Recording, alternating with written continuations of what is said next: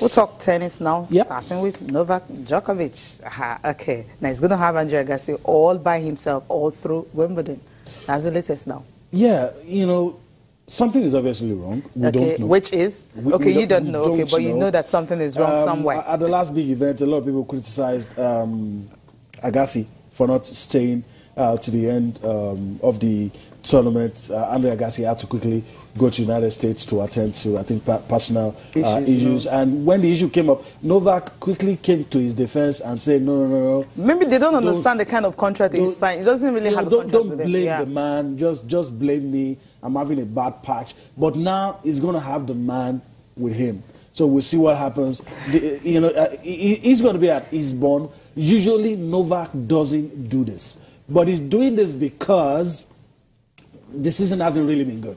So he doesn't really go for tune-ups before Wimbledon. Yeah. Now he's taking this opportunity to try to find. It's going to be the first time he's even playing it. He's never played here before. Yeah, that's what I'm saying. He doesn't really do this. He doesn't go for any pre-Wimbledon tournaments. And so he's doing this. We'll see what happens with this one. But whatever happens, I don't think arrows should start flying in the direction of Andre Agassi. It might take them time to really find a way to work together and get the results. But some of these guys who've had similar experiences, and that's why he opted for Andre Agassi, a man who was seen. But the thing is, if you look at Andre Agassi, I mean, when he talked about the fact that he will not be paid. I mean, it's not going to be like, hey, you're on a 4 years contract or 2 years contract or anything. He will just be there when he needs him. That's the best he can. So definitely it's going to be on his own terms in the sense that he's not being paid for it.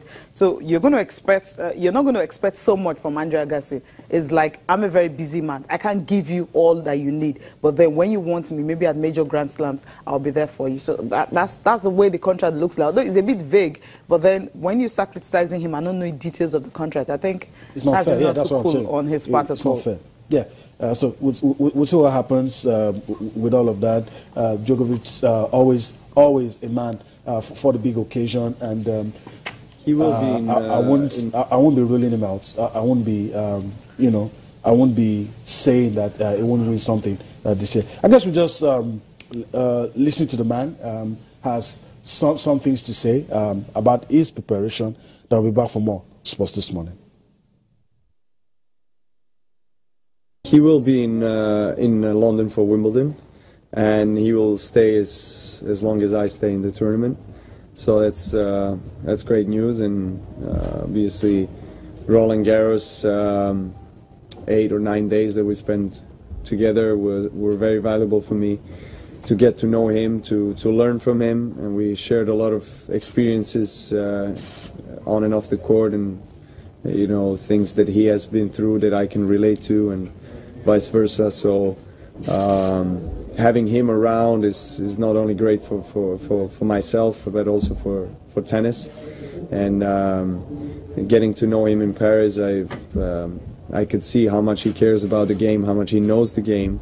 It was very interesting to hear his perspective on tennis before and now, current tennis. So how he analyzes my game and what he sees as things moving forward to improve and to try to get back on the level desired.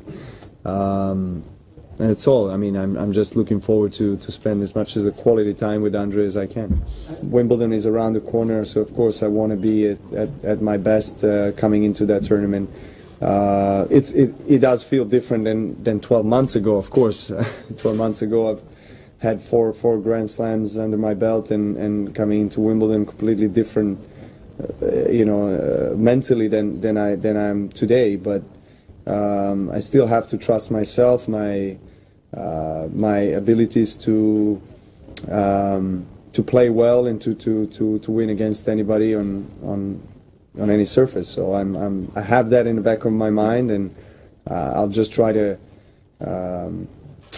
reach that consistency level that I need, because I felt like that's something I was lacking. It was better in the last 2 months, but there have days where I play really well, days where it's a bit different. So it's as I said, it's a work in progress, and and I gotta stay tuned.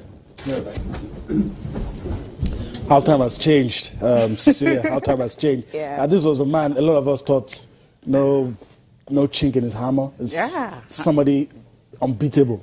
Cast your mind back to last year when he arrived at Wimbledon. All 4 titles right before he was looking forward to doing the calendar year. He had all the 4 Grand Slams, but he was saying, okay, I want to do the calendar. And now he's not even talking about calendar. Just said, okay, let me just win something. You're out. Let me just win something. All right, let's talk about the ladies, Cecilia. You're talking about the top seeds for the Eastbourne tournament already underway. Eugenia Bouchard is already out of it. But then you have Angelique Kerber and Simona Halep really preparing very well for it, because you know that's the last tune-up for Wimbledon, which is starting on Monday. Now, for these 2 ladies, something really very interesting. For Simona Halep, you know, seeded second at the Eastbourne tournament. She struggled at the French Open when she lost to Jelena Ostapenko. You know, she was unseeded, you know, for at the French Open then, but she won it. But then she has to praise that. But for Angelique Kerber is another player for a while. You talked about the fact that, you know, he took over world number 1 from Serena Williams, and after that, she has not really been able to, replicate, you know, what she did to earn that position. Just like what's happening to Andy Murray. So it's like maybe there's too much pressure on these ladies. Maybe that's just the reason. In Paris, she was dumped by a 40th ranked player, talking about Katerina Makarova of Russia. That's how she lost that one. You know, we'll just listen to them, how refreshed they're feeling ahead of Wimbledon next week. And of course, for the Eastbourne tournament in London.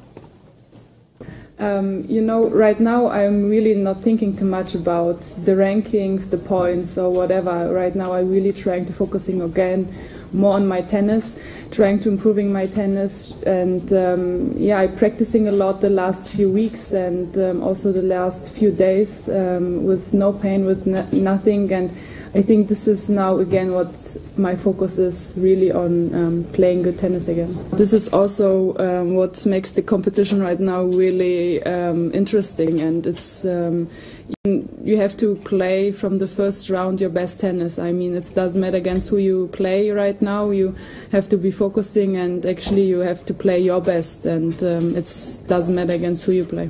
The only one very tough thought is set 3-0. But I couldn't take that game. I had so many breakpoints.